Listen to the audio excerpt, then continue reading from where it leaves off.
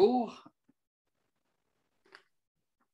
Bonjour, mon nom est le professeur Yves Tremblay. Je suis professeur de médecine à l'Université Laval dans la ville de Québec au Canada.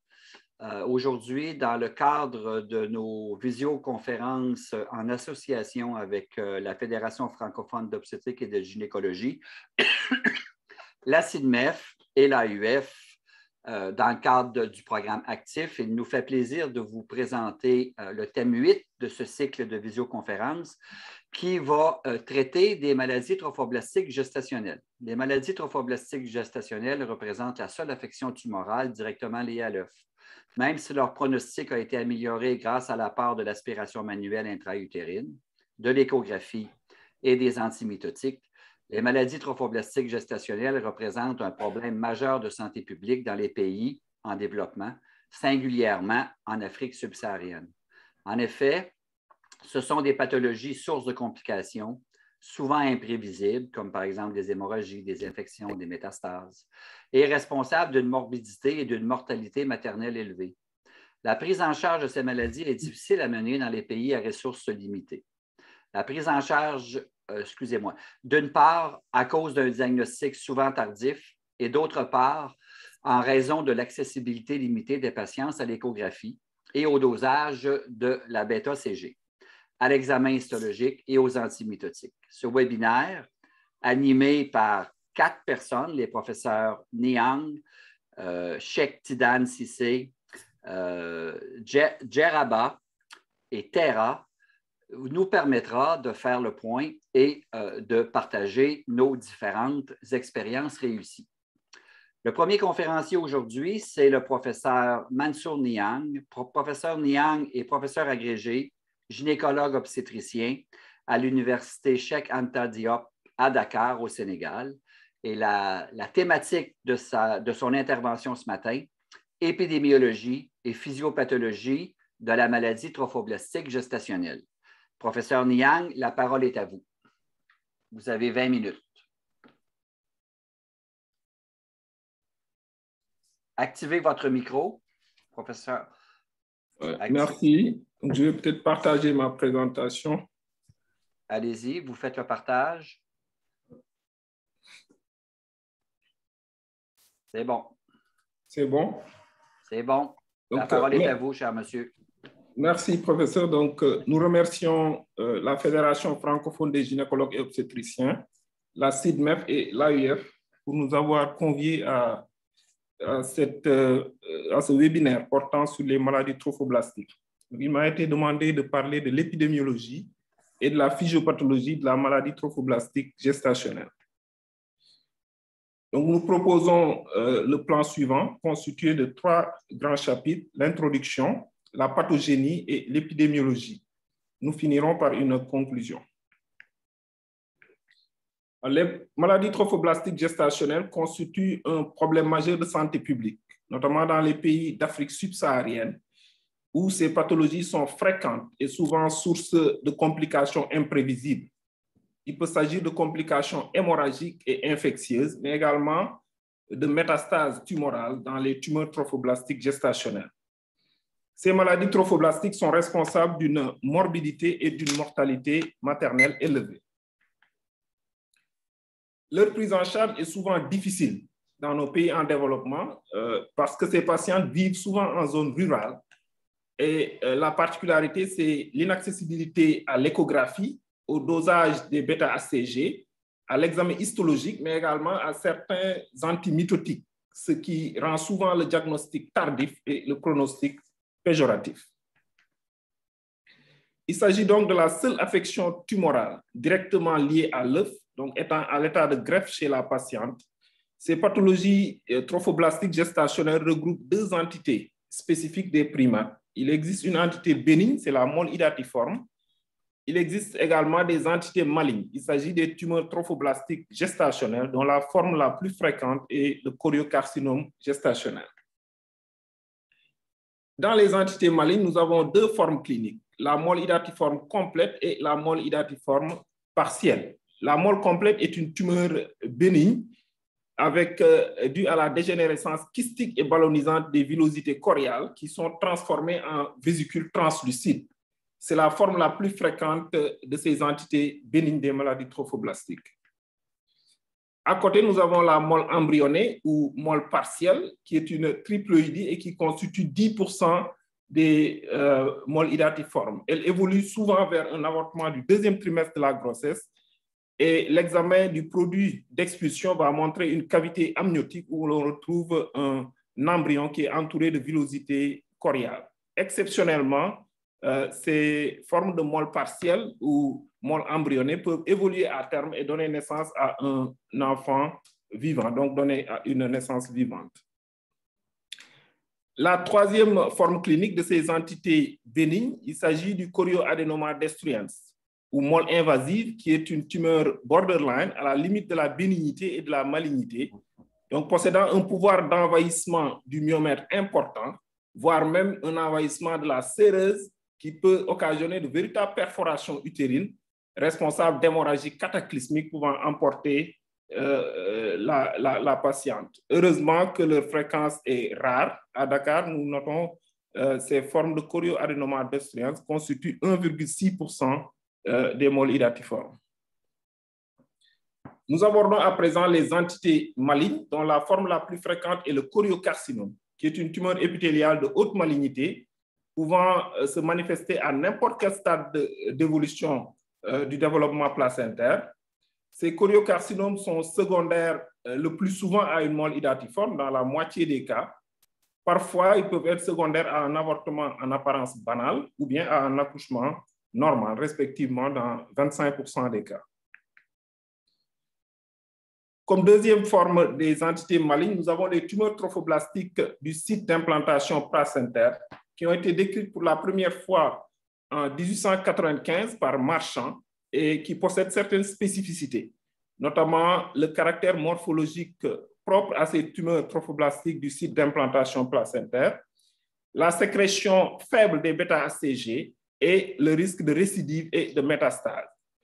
Ce sont des tumeurs qui sont à l'état de greffe chez la mère avec une absence d'atteinte du fœtus. La dernière forme clinique des entités malignes est constituée par les tumeurs trophoblastiques épithélioïdes.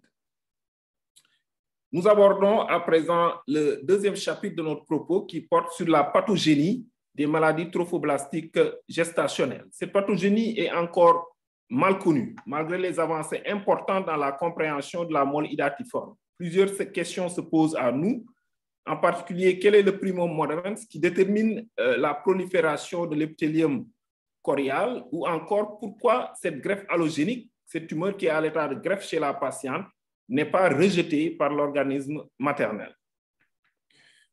Plusieurs tentatives d'explication ont été proposées, donc plusieurs théories. La théorie vasculaire de Hertig, qui stimule que la mole serait la résultante d'une insuffisance vasculaire du placenta et que l'hyperplasie trophoblastique serait alors réactionnelle à la mise en tension œdémateuse des villosités choriales. La théorie primitive de Park serait la plus plausible car impliquant des anomalies génétiques si on considère le degré croissant des aberrations chromosomiques que l'on note dans les moles idatiformes, mais également dans le choriocarcinome. Alors, ce défaut de vascularisation va entraîner une érosion de la caduque utérine, mais également des vaisseaux maternels par les villosités molaires.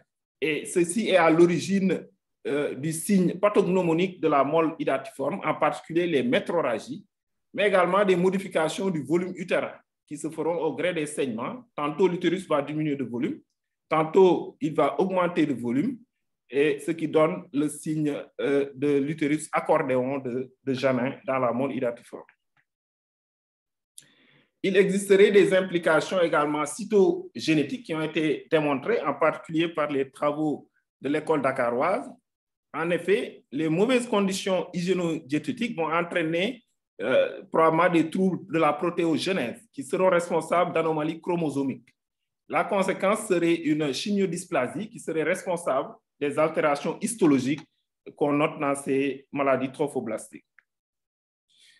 Dans la mole complète, qui est une diploïdie, on note un karyotype 46XX ou 46XY Et cette molle complète serait la résultante de la fécondation d'un ovocyte qui est anucléaire, soit par un spermatozoïde qui se diploïde, soit par deux spermatozoïdes différents.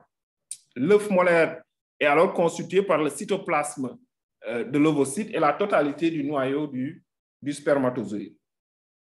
La particularité de la molle complète, c'est son potentiel évolutif malin qui est élevé comparé à la molle partielle. Cette dernière est une triploïdie avec un karyotype 69 chromosomes et elle résulterait de la fécondation de l'ovocyte haploïde par deux spermatozoïdes ou par un spermatozoïde qui est diploïde. Le risque de transformation maligne est beaucoup plus faible comparé à la molle complète et d'un point de vue immunologique, la tolérance molaire est beaucoup plus importante dans les cas de molle partielle comparé aux molles complètes. Le système antigénique ABO jouerait un rôle important dans ces maladies trophoblastiques gestationnelles. En effet, dans les travaux menés par notre maître, le professeur Cissé, nous avons pu noter que la fréquence de la molle est plus élevée si les deux conjoints sont du groupe O. Par contre, le choriocarcinome serait plus fréquent chez les patientes du groupe A qui auraient un conjoint du groupe O. Et dans les pathologies, dans les entités malignes, si l'évolution, le pronostic est plus péjoratif chez les patients du groupe AB. Et ce pronostic péjoratif serait dû à une chimiorésistance notée chez ces patients du groupe AB.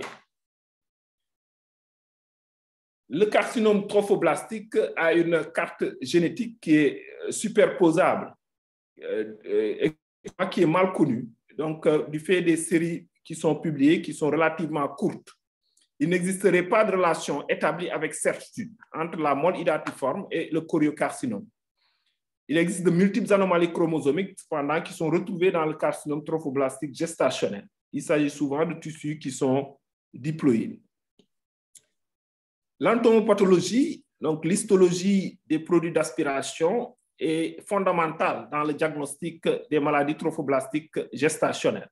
Donc, cette histologie est réalisée soit sur un produit d'expulsion ou un produit de prélèvement endo-utérin à la suite d'une aspiration, ou encore sur une pièce opératoire dans le cadre des hystérectomies.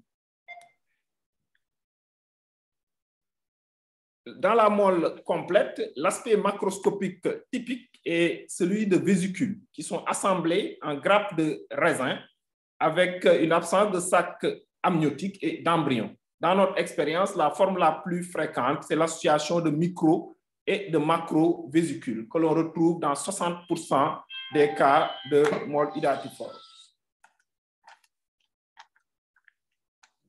Alors, sur cette figure, on peut noter cet aspect de grappe de raisin avec des vésicules de taille plus importante. Tantôt, on a des vésicules de petite taille qui sont liées entre eux par des filaments, donnant cet aspect de grappe de raisin.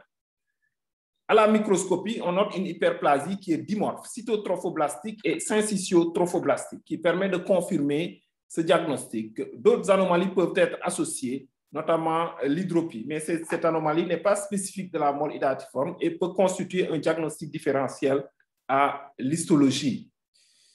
Dans la molle embryonnaire, par contre, on note une alternance de villosité normale avec des vésicules, mais la forme placentaire reste également reconnaissable. À la microscopie, on a des citernes centrales qui sont intracoriales et très évocatrices, mais également des kystes trophoblastiques intracoriaux. L'examen histologique systématique permet de différencier, comme nous le disions tantôt, la molle hydatiforme de la dystrophie vésiculaire intravillositaire qui constitue le diagnostic différentiel histologique. Donc, cette forme est fréquente dans les rétentions ovulaires anciennes, donc qui peuvent être confondues à une molle hydatiforme. À Dakar, dans notre expérience, nous avons noté 10 à 15% de cas de dystrophie ovulaire, de dystrophie vésiculaire intravillositaire. Dans le choriocarcinome, l'aspect macroscopique serait une lésion qui est nodulaire, qui est bien circonscrite, dont la taille varie entre 0,5 et 5 cm, très hémorragique et qui siège habituellement au niveau du fond utérin. Parfois, il peut s'agir d'un nodule unique ou plurifocal, pouvant s'étendre dans le myomètre et même au-delà. Donc, sur cette figure, on peut noter ici cette tumeur trophoblastique qui est localisée au niveau du fond utérin, c'est le siège habituel, plus précisément au niveau de la corne utérine. Les annexes utérines ici sont normales, de même que le col de l'utérus et le corps utérin. À la microscopie, le choriocarcinome est caractérisé par des cellules qui sont dimorphes, cytotrophoblastiques et syncytiotrophoblastiques, qui envahissent les tissus, y compris les vaisseaux. Mais également, les nécroses et les hémorragies sont presque constantes dans ces tumeurs à type de choriocarcinome. L'aspect microscopique est celui d'une tumeur qui est bien différenciée, avec des anomalies cytoplasmiques minimes, mais également, il peut s'agir d'une tumeur peu ou indifférenciée, avec des anomalies cytologiques très marquées, en particulier une chromatine nucléaire qui est granuleuse, et également plusieurs noyaux qui peuvent être géants. Alors, quels sont les aspects de bon pronostic avec une meilleure réponse à la chimiothérapie? Ce sont les tumeurs qui ont de nombreux infiltrats lymphoïdes, qui sont situés souvent à la périphérie de la tumeur, avec surtout une activité mitotique qui est élevée, qui entraîne une bonne réponse à la chimiothérapie. Mais également, lorsque l'envahissement vésiculaire est étendu, avec une différenciation minime du syncytium. La quatrième forme clinique, les carcinomes trophoblastiques du site d'implantation placentaire, sont caractérisés à la macroscopie par un aspect qui peut être variable, tantôt nodulaire, tantôt infiltrant, parfois polypoïdes intracavitaires. Il peut s'agir également de tumeurs qui sont récidivantes ou évoluées et qui vont remplacer carrément l'utérus, le corps utérin. À la microscopie, on a un trophoblaste qui est néoplasique, monomorphe, infiltrant ou pseudodécidual, avec des cellules mononucléées ou binucléées. Rarement, on note des cellules multinucléées ou fusiformes. Ces cellules, dans le carcinome trophoblastique du site d'implantation placentaire, sont disposées en massif, en cordon ou en amas et détruisent le myomère. Parfois, on peut noter du tissu sain entre ces cellules anormales. Il peut s'agir de fibres musculaires lisses, de capillaires du myomère qui peuvent persister entre les cellules néoplasiques. Alors, nous abordons le dernier chapitre de notre propos qui va porter sur l'épidémiologie des maladies trophoblastiques gestationnelles, en particulier l'épidémiologie descriptive qui va parler de la fréquence des différentes formes cliniques, mais également l'épidémiologie analytique, dans laquelle nous allons parler des facteurs de risque de ces maladies trophoblastiques gestationnelles.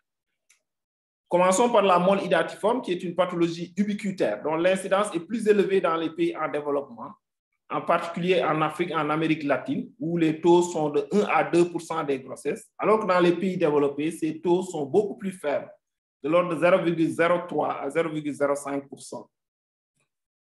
Alors, sur cette carte du Sénégal, nous pouvons noter la répartition géographique des moles hydatiformes, ceci dans les années 90, où il n'y avait qu'un seul centre de référence qui est situé ici, dans la région de Dakar. Donc, les moles étaient plus localisés dans cette zone qu'on appelle le bassin arachidier. Il peut s'agir peut-être d'un biais de sélection parce que depuis 2000, on note la décentralisation des soins post-molaires dans les autres hôpitaux régionaux qui ont des centres de référence dans la prise en charge des moles hydatiformes. Et peut-être que si on refait cette répartition, elle pourrait être autre.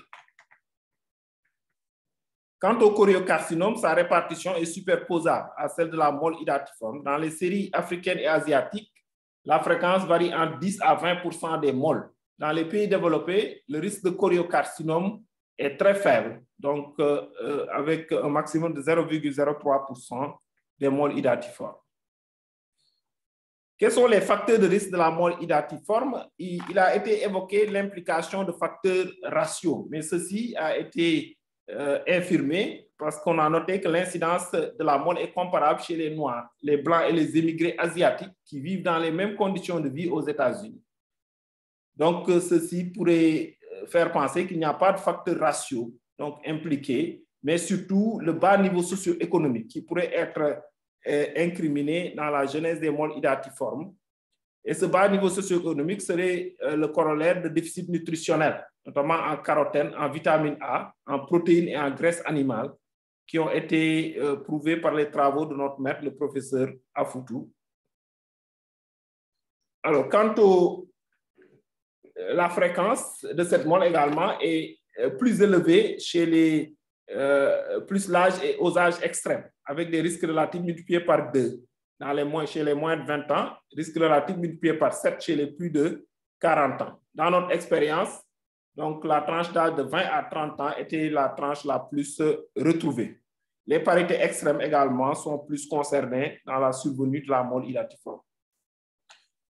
S'agissant du choriocarcinome, une étude réalisée à Dakar a permis de noter plusieurs facteurs de risque, en particulier les âges extrêmes, les parités extrêmes, le niveau de revenu faible, la tolérance molaire élevée, l'antécédent de mole hydatiforme, le groupe sanguin rhésus, nous en avons parlé tout à l'heure, le caractère vésiculaire de la mole et l'éloignement par rapport à la zone de résidence. Donc, la distance entre la zone de résidence et le centre de référence constitue également un facteur de risque. Alors, ces travaux de notre maître, le professeur Cissé, a permis de mettre en place ce score pronostic qu'il a appelé score pronostic de Dakar, avec sur la première colonne les différents facteurs de risque que nous avons énumérés tout à l'heure. Et chaque facteur a été coté de 1 à 4. Et cette cotation a permis de faire un score. Et lorsque ce score était inférieur à 8, la recommandation, c'était une simple surveillance pendant 2 ans sous contraception, avec dosage périodique des bêta-HCG. Entre 8 et 15, on préconisait une surveillance plus rapprochée que celle qui avait un risque faible, donc score inférieur à 8. Et dans ces cas, on peut discuter la réalisation d'une chimioprophylaxie, mais c'est au cas par cas. Et lorsque le score est supérieur à 15, pour certaines patientes qui risquaient d'être perdues de vue, bien qui étaient de grandes multipares, donc on pouvait, dans certains cas, du fait du risque élevé de choriocarcinome, proposer une hystérectomie préventive. En conclusion, nous pouvons dire que les maladies trophoblastiques gestationnelles constituent une pathologie ubiquitaire, dont l'incidence est beaucoup plus élevée dans les pays en développement, comparé aux pays développés. Et la hantise dans ces maladies trophoblastiques gestationnelles sont les tumeurs trophoblastiques gestationnelles, en particulier le choriocarcinome. Leur prévention passerait par un examen systématique de tous les produits d'avortement, même en apparence banale, un suivi post-molaire régulier, adapté, et une prise en charge également adaptée, surtout des patientes à risque. Nous vous remercions pour votre attention. Merci beaucoup pour cette conférence, professeur Niang. Si les gens sont d'accord, les questions seront à la fin. Donc, sans plus tarder, je passe la parole à mon collègue, le professeur Oukid, qui va vous présenter le second conférencier.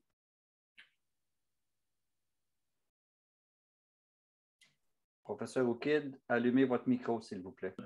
Vous présenter le professeur Cissé, qui va nous faire un rappel sur la maladie trophoblastique dans tous ses états. Le professeur Cissé est un professeur très connu dans l'Afrique et dans le monde. Il est chef de service à Dakar et grâce à son travail, aujourd'hui, il est le président de notre fédération, la FEFOG. À ce titre, Monsieur Cissé, je vous donne la parole. Merci, monsieur le modérateur. Je voulais encore une fois remercier tous les orateurs qui ont accepté de contribuer à ce webinaire. Remercier évidemment nos collaborateurs de l'AUF et de la CIPMEF. Mon jeune collègue, le professeur Mansour, a bien effleuré le sujet, ce qui va nous faciliter la présentation de mon topo. Je commencerai par dire que les maladies trophoblastiques gestationnelles représentent la seule affection tumorale directement liée à l'œuf.